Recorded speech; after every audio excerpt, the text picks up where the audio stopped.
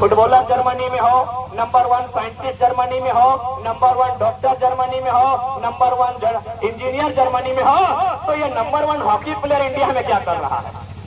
Hitler उठ के चले गए उसके पास, किसके पास? मेजर ध्यानचंद। जाकर कहा, अरे मेजर इधर, ये भारत से खेलते हो, कैप्टन हो? बोला नहीं सर, कैप्टन तो नहीं है। कितनी तनख्वाह मिलती है? बोला सर चल जाता है रोजी रोजगार।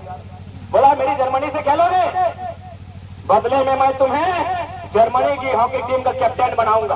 बोला ये तुमको कैप्टन नहीं बनना है तो मैं तुम्हें किसी शहर का मजिस्ट्रेट बना दूंगा, या फिर तुम कहो जिस इमारत को, जैसे भारत में लाल किला है, 4 मीनार है, गोल गुंबद है, ठीक उसी प्रकार जर्मनी की जो भी नामी इमारत है उस पर हाथ रखो, वो तुम्हारे नाम हो जाएगी। या फिर तुम कहो तो चांसलर के बाद जो भी पोस्ट आता है मैं वो तुम्हें बना दूंगा, लेकिन शर्त क्या है? तुम्हें जर्मनी से खेलना होगा। हम और आप होते तो शायद हिटलर के इस प्रस्ताव के आगे बिक चुके होते, क्योंकि बहुत बड़ा ऑफर था। भारत जर्मनी उस समय महाशक्ति बन रहा था। आज भी जर्मनी विकसित देश है, हमारा भारत विकासशील देश है, विकसित देश नहीं है। यानी अगर दोनों देश की तुलना करें तो जर्मनी हमसे कई गुना बेहतर है। यानी जर्मनी एक विश्व शक्ति बन रहा था, एक महाशक्ति बन रहा था, भारत एक गुलाम भारत था। कोई भी आदमी इस ऑफर को स्वीकार कर लेता। जो ऑफर दिया गया था मेजर ध्यानचंद को, ध्यानचंद ने बहुत ही शांत होकर कहा, महाशय आपका धन्यवाद, आपने जो भी कहा आप सम्मान करते हैं, आदर करते हैं, लेकिन याद रखिएगा मुझे भारत से खेलते हुए एक 12वां खिलाड़ी के रूप में जो आनंद आएगा, आपकी जर्मनी का कैप्टन बनकर नहीं आएगा। मुझे भारत से खेलते हुए कैप्टन बनकर तो छोड़िए, 12वां खिलाड़ी बनकर जो खुशी मिलेगी आपके देश से नहीं मिलेगी। अरे मजिस्ट्रेट तो छोड़िए, यदि भारत में मुझे कूली का काम मिलेगा तो मुझे आनंद होगा।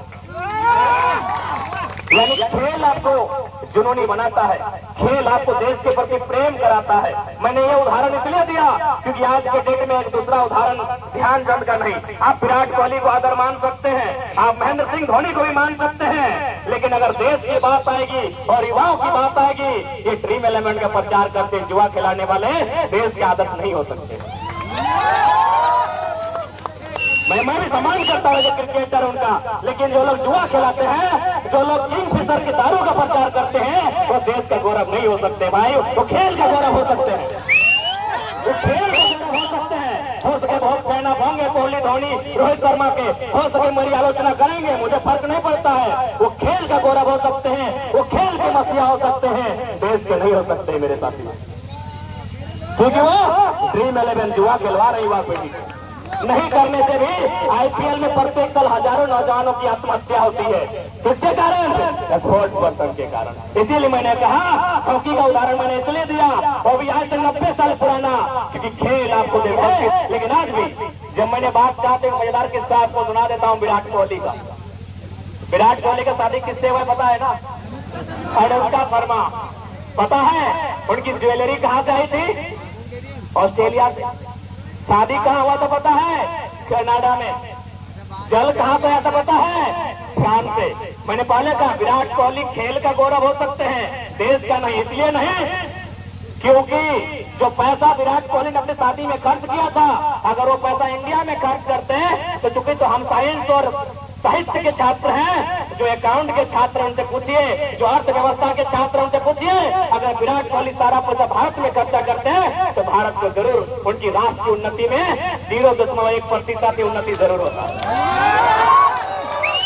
इसीलिए मैंने मेजर ध्यानचंद का उदाहरण रखा, क्योंकि दुनिया में और ऐसा उदाहरण नहीं है। ये हमारे खेल के गौरव हो सकते हैं, राष्ट्र के गौरव नहीं हो सकते हैं। युवाओं के खेल के प्रेरणा स्रोत हो सकते हैं, सिर्फ युवाओं के प्रेरणा स्रोत नहीं हो सकते हैं जो दारू का प्रचार करे भाई। बाकी सबकी अपनी अपनी सोच है, आप स्वतंत्र हैं।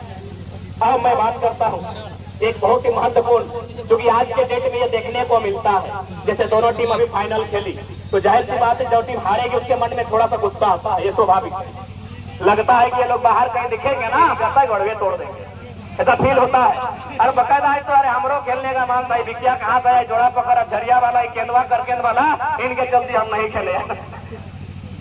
तो एक मन में भाव आता है, और चूंकि हमें युवा पीढ़ी है, जाहिर सी बात है हम युवा पीढ़ी है, तो मन में ये भाव आता है कि बदला ले ले। तो मैं युवाओं एक बात कहूंगा, खेल के अंदर आपने जो खेल दिखाया उसे खेल के अंदर ही रहने दे, खेल के बाहर आपकी एक अच्छी फ्रेंडशिप होनी चाहिए। मैं इस पर भी एक छोटा सा उदाहरण, बहुत मामूली उदाहरण, आपने ये नाम भी सुना होगा, विश्व रत्न नेल्सन मंडेला। आपने माननीय मंडेला का नाम सुना होगा, जो स्थान भारत में